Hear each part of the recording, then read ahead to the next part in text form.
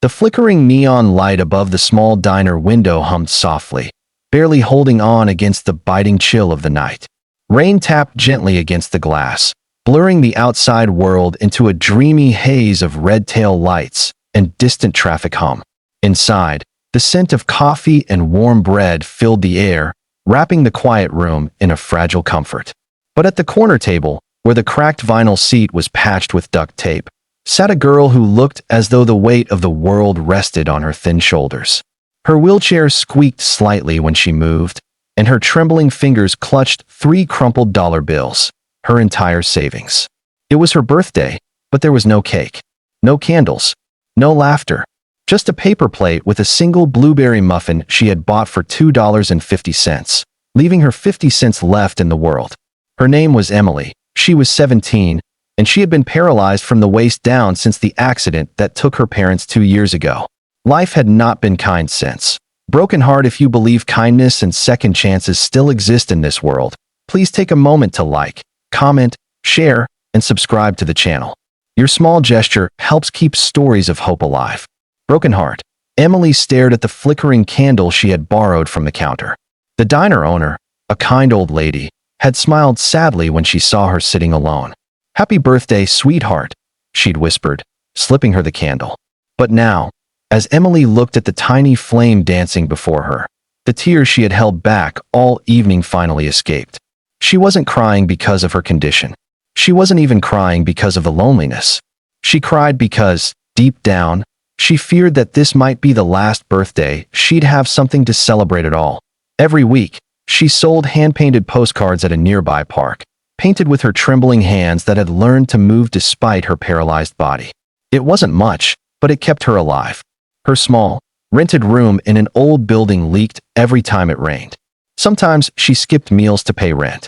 Sometimes she pretended she wasn't hungry at all. But tonight, she just wanted to feel human again, to remind herself she still existed beyond the pain and silence. She closed her eyes, whispered a wish that no one would ever hear, and blew out the candle. The smoke curled into the air, vanishing into nothingness. Like all her unspoken dreams, at the next table, a man had been watching quietly. His name was David, a single father in his early 30s, with kind eyes that carried their own pain. Across from him sat his little daughter, Lila, who was turning 6 the next morning. Her hair was tied into 2 uneven ponytails, and she had chocolate on her chin from the ice cream sundae she was happily devouring. David had taken her out because he couldn't afford a big birthday party, but he promised her the best night ever, with what little he had. He was a construction worker, his hands rough, his eyes tired, but his heart was soft. Lila, curious as children always are, had noticed Emily's lonely celebration. She tugged at her father's sleeve. "Daddy," she whispered, "why is that girl crying on her birthday?" David looked at Emily for a long moment. Her face was pale, fragile, but there was something heartbreakingly pure about her. He could see that kind of pain, the kind that life carved deep into your soul, the kind that only people who had lost everything could recognize in each other. He felt a lump rise in his throat. "I don't know, sweetheart," he said softly. "Maybe she needs someone to remind her she's not alone." Without hesitation, Lila slid out of her seat and ran to the counter.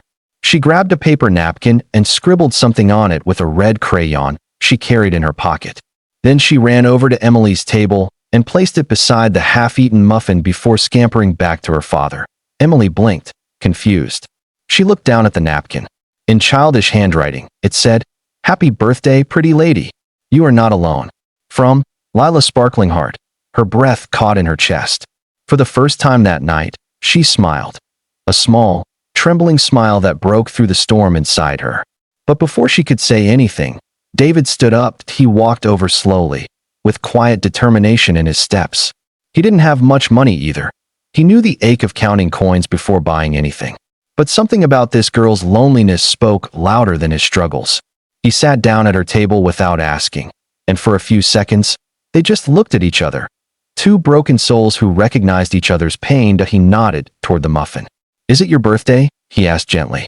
She nodded. "How old?" 17. She whispered. He smiled faintly. "That's a brave age," he said. "My daughter thinks birthdays are magic. Maybe she's right." He paused, then reached into his wallet. Inside, There wasn't much, just a few bills he had set aside for groceries. He hesitated, but then he took out a $20 note and placed it on the table beside her. "Please," he said softly, "let us buy you a real dinner. Consider it a birthday gift from one stranger to another." Emily's eyes widened. I can't take this," she stammered, her voice shaking. But David smiled gently. "You're not taking it. You're receiving it. There's a difference." Something in his tone, calm and sincere, broke the dam she had built around her heart. Tears spilled freely down her cheeks, and all she could manage was a choked, "Thank you." David called the waiter and ordered a small meal for her: fried chicken, mashed potatoes, and a slice of chocolate cake. When it arrived, Lila clapped her hands and insisted Emily make a real wish this time. Emily closed her eyes again. But now, the wish wasn't for herself. It was for every person who had ever felt unseen, unloved, and forgotten. She wished that kindness like this could find them too. The night stretched longer than any of them expected. They talked for hours. Emily told them about her art, how she painted sunsets and flowers on postcards to sell at the park. Lila showed her the pictures she drew in her little notebook. David shared stories about losing his wife 3 years ago and how raising a child alone sometimes felt like fighting the world. By the time the diner lights dimmed for closing, they all felt something they hadn't in a long time: belonging. When they left, David walked Emily to the bus stop despite the rain. He covered her lap with his jacket so she wouldn't get wet. Before she rolled onto the bus, he handed her a small piece of paper. "It's my number," he said. "If you ever need help with your art, or anything, call." Emily nodded, clutching it tightly as the bus drove away. Her heart felt lighter than it had in years. The next morning, David woke up early. His phone buzzed. It was a message from an unknown number. It was Emily. She had sent him a photo, one of her postcards. It showed 3 figures sitting in a diner under a glowing neon sign. The caption read, "Sometimes, strangers bring back the color in your life." Weeks passed, and David and Lila began visiting Emily at the park regularly. Lila would help her paint, while David sold a few postcards to passersby. Slowly, Emily's art gained attention.